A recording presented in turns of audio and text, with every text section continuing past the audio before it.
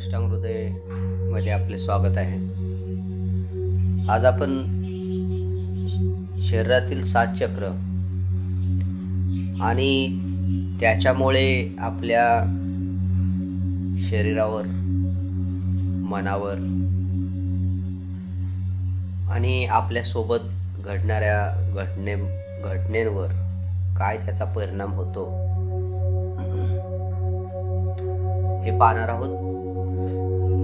तर 7 चक्र प्रत्येकाच्या शरीरामध्ये अस्तित्वात आहेत। प्रत्येकाचे वेगवेगळे कार्य आहेत। ग्रहांचा आपल्या शरीरावर परिणाम डायरेक्ट होत नसून पहिल्यांदा या 7 चक्राच्या ऊर्जेवर होतो, ज्याला की आपण ओरा असे म्हणतो। शरीराच्या भोवती नसलेले वलय, ज्याचा ओरा कमजोर असतो। म्हणजेच 7 चक्रांमध्ये समानता नसते किंवा ते अनएक्टिवेट असतात, बॅलन्स नसतो। यामुळे काय होतं,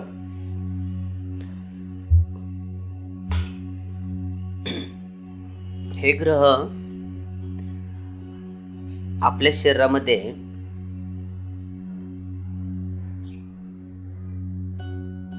आपापले स्थान निर्माण करून आहेत आणि ती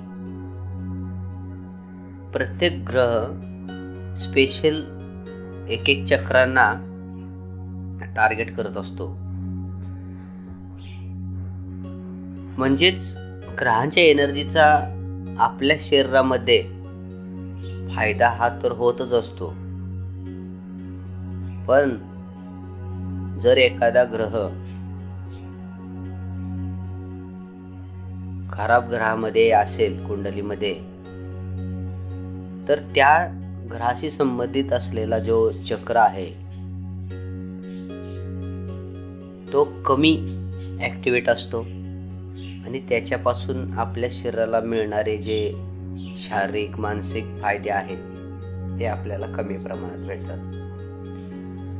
शरीरामध्ये आपल्या मूलाधार चक्र, जे की आपल्या माकड हाडाच्या शेवटच्या टोकाला असते, त्याच्या थोडं वरती म्हणजेच बेंबीच्या खाली 2 बोटे स्वादिष्ठान चक्र असते।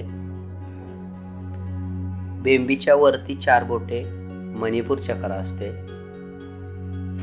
त्याच्यावरती हृदयाच्या ठिकाणी अनाहत चक्र असते। आपल्या गळ्यामध्ये विशुद्धी चक्र असते। तसेच दोन्ही भुवयांच्या मध्ये आज्ञा चक्र असते आणि शेवटचे जे सहस्रार चक्र आहे ते आपल्या डोक्याच्या वरच्या बाजूला आकाशाच्या दिशेने तोंड करून जे 1000 पाकळीचे कमळाचे फूल मांडले जाते त्याला सहस्रार चक्र म्हणतात, जे की आपले हे 7 चक्र आणि त्या दिव्य शक्तीला कनेक्शन देण्याचे काम करत असते। कोणतीही दिव्य शक्ती या चक्राच्या माध्यमातून आपल्या शरीरात प्रवेश करत असते। तर प्रत्येक ग्रह आणि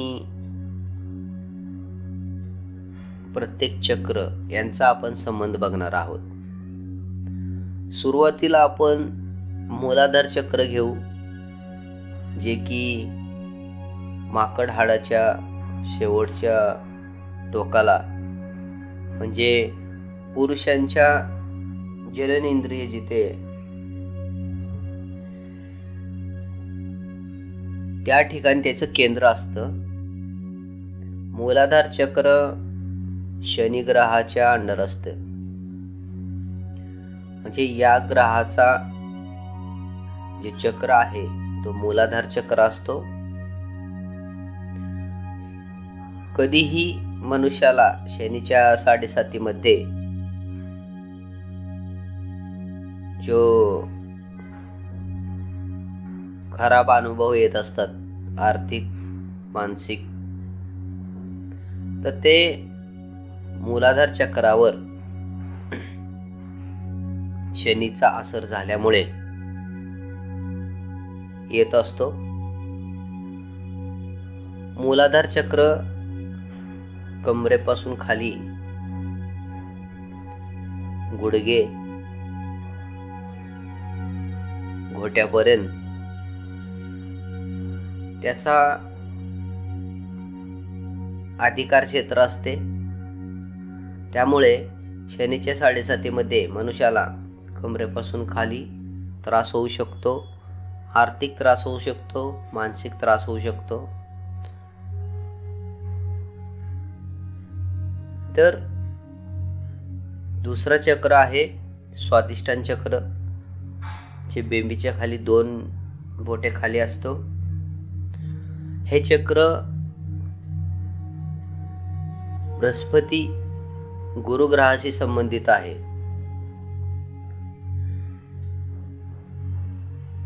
गुरुग्रह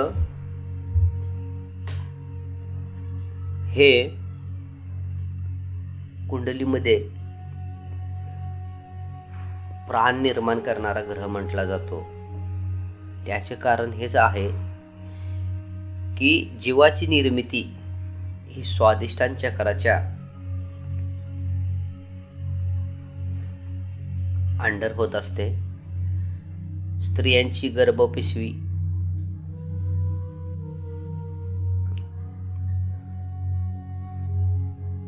याच चक्राच्या अधिकार क्षेत्रात येते. ज्यांना संतान सुख कमी आहे किंवा संतान प्राप्ती लवकर होत नाही, त्यांना गुरु आणि शनी या ग्रहांची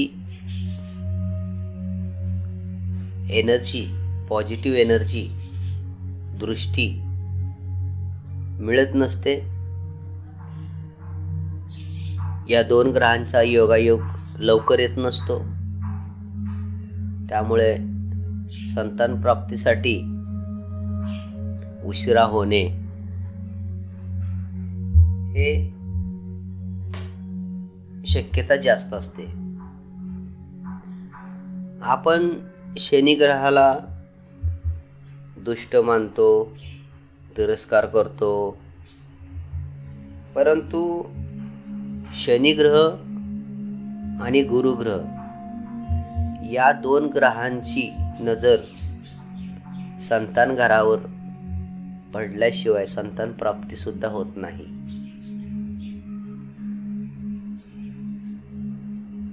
हे 2 ग्रह 9 ग्रहामध्ये अत्यंत महत्त्वाचे आहेत. कोणत्याही कार्याची सुरुवात ही या ग्रहांमधूनच होत असते. त्यामुळे शनी ग्रह तेवढाच महत्त्वाचा आहे, गुरुग्रहही तेवढाच महत्त्वाचा आहे. या दोन्ही ग्रहांच्याच सुरुवात दृष्टीने संतान जी गर्भधारणा असते ते होत असते. कुंडलीमध्ये मनुष्याला संतान सुख या 2 ग्रहांच्या माध्यमातूनच भेटत असते. नंतर आपण आपल्या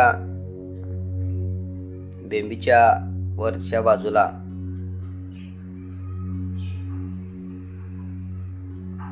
आणि हृदयाच्या खाली मणिपूर चक्र, जो की मंगळ ग्रहाशी कनेक्टेड असतो, आपल्या पोटामध्ये अन्न पचवण्यासाठी जी ऊर्जा निर्माण केली जाते ती या ग्रहापासून, या चक्रापासून मिळत असते.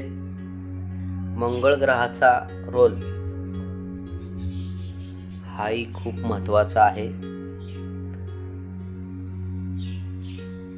तसे मणिपूर चक्राशी संबंध सूर्याचा पण येतो, कारण ऊर्जा, उष्णता ही गोष्ट सूर्यग्रह पण देत असतो. पण या ठिकाणी मंगळ ग्रहाचे कार्यक्षेत्र आहे लिव्हर, पॅनक्रिज, किडनी. हा त्याचा जे कार्यक्षेत्र आहे यामध्येच येत असतो. ज्यांचा मंगळ कुंडलीमध्ये खराब असतो त्यांना पोटाचे विकार जसे की ऍसिडिटी, अपचन, राग येणे या गोष्टीशी सामोरे जावे लागते.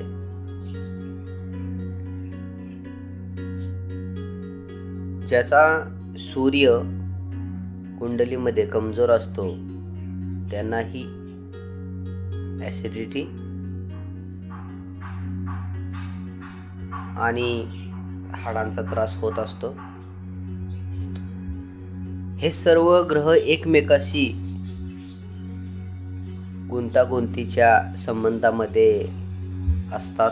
त्यामुळे आपण असं म्हणू शकत नाही की नाही हे चक्र ह्याच ग्रहाचे आहे, कारण प्रत्येक ग्रहाशी ज्यावेळेस योग येतो त्यावेळेस एक नवी घटना घडत असते. त्यामुळे आपल्या शरीरामध्ये 12 राशी प्रत्येक अवयवाला निगडीत आहे. 9 ग्रह प्रत्येक चक्राला निगडीत आहे.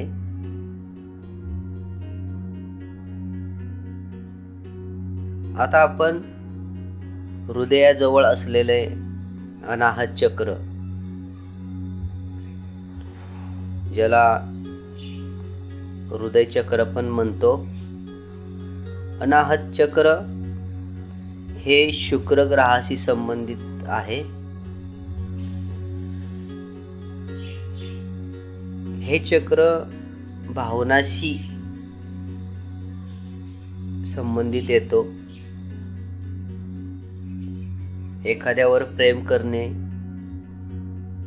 प्रेम देणे, काळजी करणे या गोष्टी आपल्या कुंडलीमधील शुक्र ज्यावेळेस चांगला असतो त्यावेळेस आपण एखाद्याची काळजी करतो, प्रेम करतो. म्हणजेच शुक्र हृदयावर अधिकार गाजवत असतो. याच्या विरुद्ध ज्यावेळेस शुक्र कुठल्या दुष्ट ग्रहाच्या दृष्टिक्षेपामध्ये येत असेल तर असा मनुष्य याच्यामध्ये प्रेमाचा अभाव असतो. त्याला कुणाची दया माया येत नाही.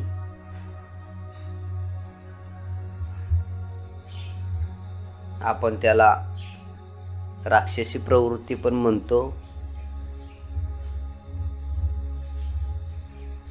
दगडाच्या काळजाचा म्हणतो. ज्यावेळेस चंद्र आणि शुक्र यांची युती येत असते असा मनुष्य खूप प्रेमळ असतो. ग्रहांच्या एकमेकाच्या कुंडलीमध्ये होणाऱ्या युतीने मनुष्याच्या स्वभावामध्ये सुद्धा बदल होत असतो. म्हणून 9 ग्रह आणि 12 राशी असून सुद्धा जगामधील प्रत्येक माणूस हा वेगळाच आपल्याला भासतो.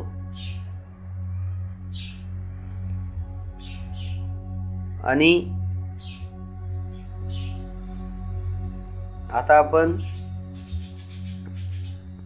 आपल्या गळ्यामध्ये असलेले विशुद्धी चक्र, जो की बुध ग्रहाशी संबंधित आहे. बुध ग्रह आपल्या जो मणका आहे पाठीचा, नर्वस सिस्टीम, दोन्ही खांदे, मान आणि कुंडलीमध्ये बुद्धी याचं प्रतिनिधित्व बुध ग्रह करतो. आणि त्याचा अधिकार क्षेत्र विशुद्धी चक्र आहे. ज्याचा कुंडलीमध्ये बुध खराब झालेला असतो त्यांना मानेचा त्रास लवकर होतो, नर्वस सिस्टीमचा त्रास होतो, तसेच गळ्याचा त्रास होऊ शकतो. थायरॉइड हा सुद्धा त्यापैकीच एक आहे. आता आपण दोन्ही भुवयाच्या मध्ये असलेला आज्ञाचक्र. आता आज्ञाचक्रामध्ये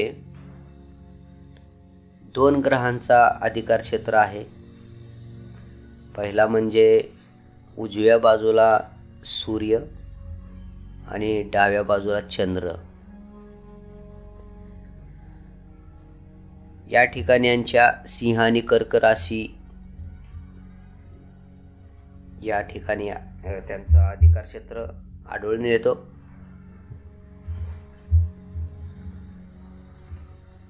शरीरावर मन आणि आत्मा यांच्या अधिकार क्षेत्र हे आज्ञाचक्रातूनच होत असते. आपण ध्यानस्थ बसल्यानंतर मन केंद्रित करण्यासाठी आज्ञाचक्रावर फोकस करत असतो. मन म्हणजेच त्याचं प्रतिनिधित्व चंद्र करतो. याचाच अर्थ आपण चंद्रावर ध्यानामध्ये फोकस करतो. ज्याचा कुंडलीमध्ये चंद्र चांगला आहे, चांगल्या घरामध्ये आहे, असा मनुष्य स्थिर असतो. त्याची निर्णय क्षमता चांगली असते,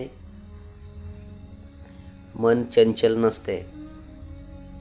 आणि ज्याची कुंडलीमध्ये चंद्र खराब स्थितीमध्ये असतो तो मनुष्य मानसिक रोगाला बळी पडू शकतो.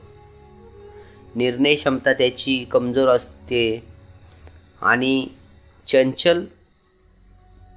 चंचल मनाचा खूप असतो तो. तसेच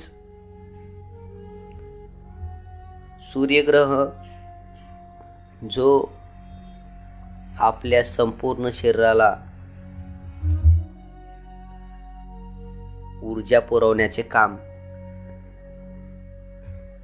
करत असतो. याच्या कुंडलीमधील खराब होण्याने व्यक्तीला हाडांचा त्रास होतो. तसेच हृदयाचा सुद्धा विकार होऊ शकतात. जे पॅरालिसिसच्या घटना होतात त्या चंद्रग्रहावर किंवा सूर्यग्रहावर निगेटिव्ह ग्रहांचा इफेक्ट झाल्यामुळे शक्यतो आपले डावी बाजू पॅरालिसिसमध्ये अधिक वेळा शिकार होते. त्यामुळे चंद्र स्ट्रॉंग करणे खूप गरजेचे असते. यामुळे 7 चक्र या सर्वांना बॅलन्सिंग करणे खूप महत्त्वाचं आहे. आणि 7 चक्र आपण लहानपणापासूनच शिकत आलेलो आहे. आपल्या महाराष्ट्रामध्ये तरी मराठी शाळांचे योगदान हे खूप आहे या बाबतीत. कारण आपण जेव्हा हे स्वर व्यंजने शिकत होतो त्यावेळेसच आपल्या या 7 चक्रांना बॅलन्स करण्याचे काम मराठी व्याकरणाने दिलेले आहे, जे की आता हळूहळू कमी होत चाललंय आणि लुप्त होत चाललंय. आपण मराठी व्याकरणामध्ये बघितलेलं होतं, त्यामध्ये लम, वम, रम, यम, हम या गोष्टी आपण मराठी व्याकरणामध्ये बघितलेल्या आहेत. ज्यांनी लहानपणी आणि मराठी मीडियममधून शिक्षण केलेलं आहे त्यांना बरोबर आठवेल. आणि यामुळेच आपली जी 7 ग्रहांचा बॅलन्स झाला, त्यामुळे आपण अनेक कठीण परिस्थितीमधून सुद्धा उभं राहण्याचा प्रयत्न केला. परंतु आत्ताचे जनरेशन यांना मराठी व्याकरण आपण डीपमध्ये देत नाही, स्वर व्यंजनाचा त्यांच्याकडून उच्चार करून घेत नाही. यामुळे 7 चक्रांचा समतोल त्यांचा होत नाही. शिक्षणाचा त्यांच्यावर बोधरेशन वाढत चालले त्यामुळे. आणि लहान मुलं विनाकारण कोणत्याही गोष्टीला कंटाळून आत्महत्या करणं हे आता सर्वसामान्य झाल्यासारखंच झालेलं आहे. तर पालकांनी याकडे खूप लक्ष देण्याची गरज आहे, काळजी करण्याची गरज आहे. जे 7 चक्रांचे एनर्जी आहे यावर आपल्या ऋषीमुनींनी अभ्यास केलेला होता, म्हणून तर त्यांनी या व्याकरणाच्या माध्यमातून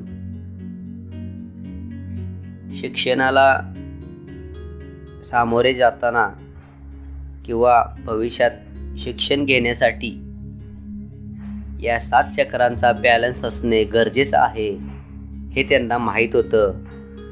आणि सुरुवातीलाच व्याकरणाच्या माध्यमातून त्यांनी आपले 7 चक्र बॅलन्स करण्याचा प्रयत्न केला. म्हणून आता ही वेळ आहे.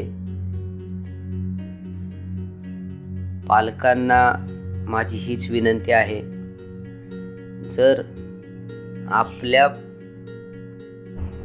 मुलांना भविष्यामध्ये शारीरिक आणि मानसिक व्याधी टाळण्यासाठी त्यांच्याकडून मराठी व्याकरणमध्ये जे स्वर व्यंजन आहेत ते म्हणून घ्यावेत. त्यामुळे त्यांची अंतर्गत 7 चक्रांची एनर्जी ॲक्टिवेट होईल आणि जीवनात येणारे चढ उतार, येणारे आजार यांना ते खंबीरपणे उभे राहतील. तर सप्तचक्र हे मनुष्याला आध्यात्मिक आणि शारीरिक स्तरावर बॅलन्स निर्माण करण्यासाठी मदत करते आणि याच्यावर संपूर्ण शरीर अवलंबून आहे. जर आपण सप्तचक्रांचा बॅलन्स केला, त्या चक्रांचा मंत्र उच्चारून जर सप्तचक्र बॅलन्स करत राहिलो, तर आपल्या भोवती जी ऑरा निर्माण होईल त्याने आपले अनेक लहान सहान रोगांपासून, आजारांपासून संरक्षण होईल. सप्तचक्रांच्या क्षेत्रामध्ये येणाऱ्या सर्व अवयव सुरक्षित राहतील आणि एक आरोग्यदायी जीवन जगण्यासाठी मदत होईल. म्हणून पुन्हा एकदा आपणाला आपल्या संस्कृतीकडे, त्यांनी जे हे मूल्यवान गोष्टी आपल्याला दिलेल्या आहेत त्याच्याकडे लक्ष देण्याची गरज आहे. आज हृदयविकाराचे एवढे प्रमाण वाढलेले आहे, याचं कारणही तेच आहे. आपण कोणत्या ना कोणत्या समस्येने खूप डिप्रेशनमध्ये गेलेला आहे, काळजी करत बसलेला आहे आणि त्याचा इफेक्ट आपला अनाहत चक्रावर म्हणजे हृदय चक्रावर होत आहे. आणि त्याच्या कार्यक्षेत्रामध्ये येणारे हृदय, फुफ्फुस, फेफडे, ज्यांना आपण म्हणतो किडनी आहेत, त्यांच्यावर प्रेशर पडत आहे आणि एकमेकाचा जो कमी अधिक ऊर्जा चक्रांची आहे ते दुसऱ्या चक्रांवर होत आहे. तर सर्व चक्रांमध्ये बॅलन्सपणा असला पाहिजे. जी मधुमेह ही समस्या आज आपल्या प्रत्येक 10 माणसामध्ये 4 ते 5 माणसांना आज होऊ लागलेला आहे. तर हेही मणिपूर चक्र अनबॅलन्सिंग झाल्यामुळे झालेलं आहे. तर या सर्व गोष्टींना पुन्हा लक्ष देण्याची गरज आहे. आपणाला आवर्जून या गोष्टीकडून दुसऱ्या गोष्टीकडे वळवले जात आहे. आपले मराठी व्याकरण हे एक अमृतच आहे. याचं महत्त्व आपल्या माऊलींनी सुद्धा आपल्याला सांगितलेलं आहे. तर हे जपण्याचं कार्य आपण सर्वजण करूया आणि ग्रह, तारे, 7 चक्र यांना जादू न समजून, ते एक आपल्या ऋषीमुनींचा रिसर्चच आहे आणि मनुष्याला तो कसा फायद्याचा ठरेल हेच त्यांनी कार्य केलेले आहे. तर त्यांचा आपण चांगल्या प्रकारे उपभोग घेऊ. ग्रहांचे मंत्र जाप करून, त्यांचे खडे वापरून, होम करून आपण काय साध्य करतो, तर आपण त्या माध्यमातून त्या चक्रांनाच बॅलन्सिंग करतो.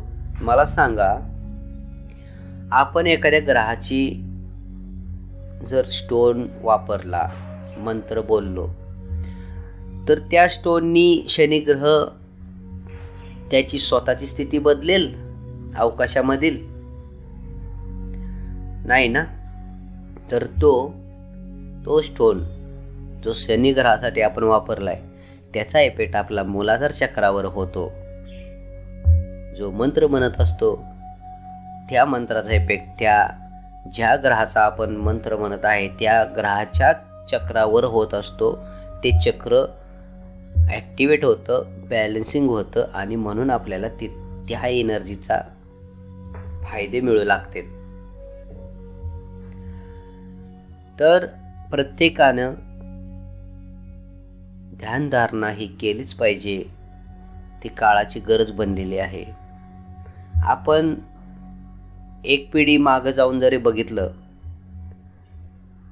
तर असे अनेक लोक होते ज्यांनी आयुष्यात कधीच इंजेक्शन घेतलेलं नाही. त्यांनी आपल्याला कधी भेटल्यानंतर बोलायचे, मी आयुष्यात अजून कधीच इंजेक्शन घेतलेलं नाही. तर हे का? तर ते नैसर्गिकरित्या त्यांच्या जर सवयी बघितल्या आपण तर ते निसर्गाला सुसंगत कनेक्टेड होते आणि त्यामुळे त्यांची जी ओरा होती ती एकदम मजबूत बनलेली होती. कोणताही आजार त्यांच्या आत घुसूच शकत नव्हता. जसं की पृथ्वीवर कोणतीही वस्तू डायरेक्ट येत नाही, तिला पृथ्वीच्या वातावरणाचे संघर्ष करूनच आतमध्ये यावा लागतो. म्हणजे एखादी उल्का जर पृथ्वीवर यायची असेल तर ती मोठ्या स्वरूपातली उल्का पृथ्वीवर एक छोट्याशा दगडाच्या स्वरूपामध्ये येते. म्हणजे एखादा आजार शरीरामध्ये येणार असेल तर तो तेवढ्या स्ट्रॉंग पद्धतीने आतमध्ये येणार नाही, तर आपल्या शरीराभोवती जो ओरा असेल त्याच्याशी संघर्ष करत आतमध्ये तो वीक बनून आलेला असेल आणि त्याच्याशी लढण्यासाठी आपल्या शरीरामध्ये इम्युनी सिस्टीम तयारच असते आणि त्या रोगाचा आपल्यावर काही इफेक्ट होणार नाही, होत नसतो. म्हणून आज जे हृदयविकार, किडनी फेल, मधुमेह, मानसिक विकार, पोटाचे विकार, हाडांचे विकार, हे सर्व अनबॅलन्सिंगमुळे झालेलं आहे, समानता नाही. तर ऋषी मुनींनी ध्यानाचे महत्त्व खूप सांगितलेले आहे आणि ते कालांतराने आपण विसरून चाललेलो आहोत किंवा ते आपल्यापर्यंत देण्याचे टाळण्याचे काम झालेले आहे. म्हणून मनुष्याचे जीवन साधारण 100 वर्ष ब्रह्मदेवाने दिलेले आहे आणि ते 100 वर्षापर्यंत निरोगी कसे जाईल त्यासाठी ह्या शरीरावर ग्रहांचा वाईट परिणाम कसा टाळता येईल यासाठी ज्योतिषशास्त्राची निर्मिती झालेली आहे. तर याचा आपण फायदा घेऊन जे आपल्यासाठी चांगलं आहे ते घेऊन हा प्रवास पूर्ण करायचा आहे. आपल्या जीवनाचा उद्देश काय आहे याचा शोध घ्यायचा आहे. त्यासाठी निरोगी राहायचं आहे, चांगलं जीवन जगायचं आहे, शांती प्राप्त करायची आहे. तर ध्यानधारणा करा, मेडिटेशन करा.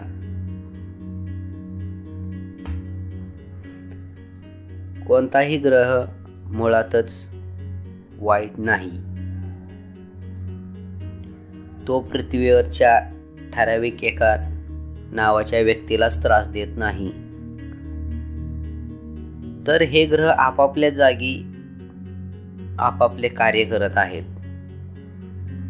त्यांच्यातून निघणारे जे व्हायब्रेशन आहे ते व्हायब्रेशन पृथ्वीपर्यंत येत आहे आणि अवकाशातील पंचमहाभूतांनी आपण बनलेलो आहोत. त्यामुळे साहजिकच आहे त्या व्हायब्रेशन आपण आकर्षित करतो आणि जिथं आपला वीक पॉइंट असेल, शरीरामध्ये कमजोर असेल, त्या व्हायब्रेशन आपल्या शरीराच्या व्हायब्रेशनपेक्षा जास्त झाल्यामुळे त्या ठिकाणी आपल्याला त्रास होतो. म्हणून आपण आपल्या शरीराची व्हायब्रेशन वाढवणे गरजेचं आहे. तर ह्या पॉडकास्टमध्ये एवढंच. नंतर भेटूच. आपला अष्टांग हृदय चॅनेलला सबस्क्राईब करा आणि या ठिकाणी अशीच ग्रहांची आपल्या परंपरेची गूढ माहिती देण्याचा प्रयत्न केला जाईल. धन्यवाद. थँक्यू.